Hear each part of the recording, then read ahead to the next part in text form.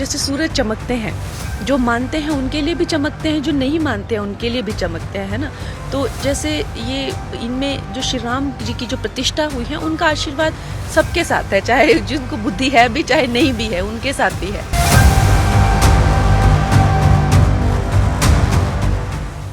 हम इस वक्त मंडी में मौजूद हैं और बातचीत करने के लिए हैं मंडी से भारतीय जनता पार्टी की प्रत्याशी हैं। आज उन्होंने नामांकन किया है 14 तारीख को। कंगना रनौत जी। कंगना जी, टाइम्स नाउ भारत में आपका बहुत बहुत स्वागत है। आपने कहा कि छोटी काशी में आपने आज नामांकन किया है और बड़ी काशी में प्रधानमंत्री नरेंद्र मोदी जी ने। इस दिन को किस तरीके से देखते हैं? हमारे लिए बहुत ही सौभाग्य की बात है कि हमारी जो मंडी है उसका नाम छोटी काशी जिसे जाना जाता है। लेकिन अब कुछ बड़े ही दुर्भाग्य की बात है कि कुछ गलत चीज़ों को लेकर जो है लोग इसे बदनाम करने की कोशिश कर रहे हैं और इसके बारे में कुछ ऐसी बातें फैलाई जा रही है जिसका वास्तविकता से कुछ लेना देना नहीं है। ये मांडव ऋषि की जो है वो तपोभूमि है और आज हमारी छोटी काशी का नाम भी बड़ी काशी के चलते हर जगह फेमस हो रहा है। तो हमें बहुत, खासकर मंडी वासियों को बहुत ही ज़्यादा इससे जो है खुशी मिली है और खासकर एक महिला होकर, एक बेटी होकर प्रदेश में उससे भी बहुत ज़्यादा एक हमारी बेटी को जो है वो मौका दिया। मैं एक सामान्य परिवार से आती हूँ तो उसको लेकर भी एक लोगों में उत्साह है। अच्छा, आप लगातार पिछले कई दिनों से यहाँ पर कैंपेन कर रही हैं। किस तरीके के मतलब एक्सपीरियंस रहा आपका? लोग किस तरीके से आपसे बात कर रहे हैं? और आने वाले दिनों में जब 1 तारीख को वोटिंग होगी तो कितनी प्रचंड जीत, आप अपनी जीत को लेकर आश्वस्त हैं? लोग तो मुझे बहुत ज़्यादा, जाहिर सी बात है कि कोई इंसान आप जिन्होंने एक मुकाम हासिल किया होता है और आपके प्रदेश से हो तो लोगों को उनको लेके एक अलग भावना रहती है, एक अलग भाव रहते हैं। उसके ऊपर से मैं खुद ज़्यादा ज़मीन से जुड़ी हुई हूँ, मैं लोकल भाषा जानती हूँ और मेरा जैसे मैंने आज भी कहा कि मुंबई जाकर ऐसे बहुत लोग होते हैं कि भूल जाते हैं या तो याद भी नहीं रखना चाहते कि किस गांव से आए हैं या तो, पर मैं हमेशा हिमाचल का प्रचार करना, हिमाचली चाहे धाम हो, हाथ से खाना खाना, वो मेरा स्वभाव बचपन से ही ऐसा रहा है कि ग्राउंडेड ही हमारा पूरी फैमिली है।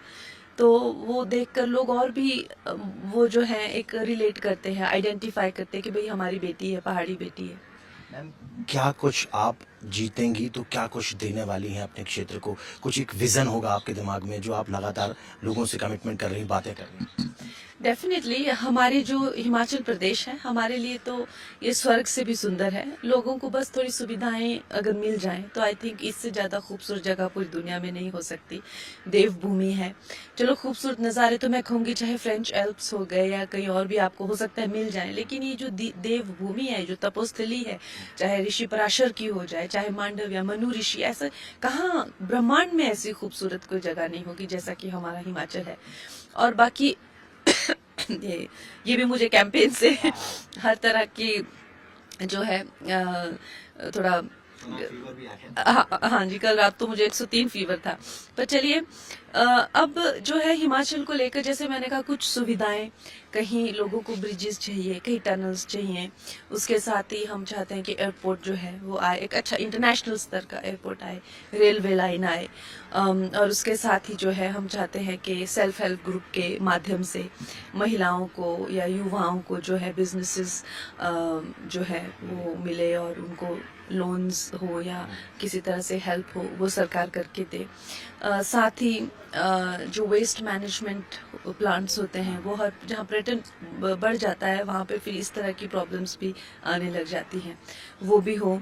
और उसके साथ ही आई थिंक ब्यूटिफिकेशन ऑफ जो बहुत ही ज़्यादा फेमस तीर्थ हैं उनकी ब्यूटिफिकेशन करना, उनको जो है पर्यटन उनके लिए इजी करना, ऐसे बहुत सारे जो है प्रोजेक्ट्स हैं। बाकी वो जो एक काम चले हुए हैं, जैसे यूनिवर्सिटी अभी रोक दी गई है, यहाँ पे मंडी की यूनिवर्सिटी रोक दी गई है, केंद्रीय विद्यालय बहुत जगह, अभी करसोग जैसी जगह है जहाँ पे हॉस्पिटल्स भी नहीं है, भरमौर जैसी जगह है जहाँ पे डोलियों में लड़कियों को लाया जाता है, बेचारी अगर गर्भवती हो तो अभी भी आज इस जमाने में भी वहाँ पे चाइल्ड बर्थ में बहुतों की जो है मृत्यु होती है। तो ऐसे पिछड़े हुए, आपको तो पता है इलाका कैसा है, पांगी हो गया या इनको मेन स्ट्रीम से काम आप करना चाहती हैं। एक अंतिम सवाल आपसे जानना चाहता हूँ, जय श्री राम के नारे लगाने थे, अब जयराम जी आपके साथ में बैठे हुए थे, आपने बोला कि गिलहरी की तरह ही सही मैं कार्य करना चाहती हूँ प्रधानमंत्री मोदी के लिए। राम जी कितने रेलिवेंट करने वाले हैं इस इलेक्शन में? आपको लगता है कि राम जी भी एक बहुत महत्वपूर्ण मुद्दा है, क्योंकि विपक्ष जो है लगातार बीजेपी आरोप लगाती रहती है कि तुष्टीकरण की राजनीति करती, आपके लिए कितने महत्वपूर्ण और इस इलेक्शन के लिए आपके? आई थिंक राम जो है वो इस पूरी सनातनी सभ्यता के वो आधार है। ऐसा नहीं है कि वो सिर्फ इलेक्शंस के लिए महत्वपूर्ण है। हमारी जो पार्टी है उसने ना जाने कितनी सरकारें खो दी उस मुद्दे के लिए। आप तो जानते हैं कि यूपी में हाँ बिल्कुल गिर गई थी। तो सत्ता के लिए नहीं, पर ये जो पार्टी है डेफिनेटली सनातनी पार्टी है। अपनी जो विकास ही नहीं विरासत को भी एक धरोहर मानकर रख चलने वाली जनता पार्टी है। उनके लिए श्री राम इम्पोर्टेंट है या नहीं है ये तो बात ही नहीं है। वो हमारी जो है सनातन का आधार है। और राम राज्य जो है जैसे एक इंसान जो है सिर्फ हार्ड मांस तो होता नहीं है, इंसान उसका चरित्र होता है। वैसे ही जो देश होता है इसका भी क्या चरित्र है, उसका क्या कैरेक्टर है, उनके जो सुप्रीम हीरो है वो कौन है, तो वो राम हुए। तो हमेशा से ही और हमेशा के लिए ही राम हमारा आधार होने चाहिए। और हमारा भविष्य और हमारा भूतपूर्व क्या हमारा वर्तमान सब राम ही है। तो हमारे लिए राम की स्थापना हुई है। ये एक नए जो अमृत काल है उसका शुरुआत है। और हम सारे जो जैसे सूरज चमकते हैं, जो मानते हैं उनके लिए भी चमकते हैं, जो नहीं मानते हैं उनके लिए भी चमकते हैं, है ना। तो जैसे ये इनमें जो श्री राम जी की जो प्रतिष्ठा हुई है उनका आशीर्वाद सबके साथ है, चाहे जिनको बुद्धि है भी चाहे नहीं भी है उनके साथ भी है। एक अंतिम सवाल, 4 लोकसभा हिमाचल की, 6 विधानसभा, सभी जीतने वाले और 400 पार होने वाले की नहीं, एक लास्ट 1 तारीख को 1 जून को 7th फेज में जो है हिमाचल के इलेक्शंस हैं। और आप जरूर जाएं और हमें 4 की 4 लोकसभा की सीट जिता के विधानसभा की भी हमें 6 की 6 सीट्स जिताएं। जय श्री राम।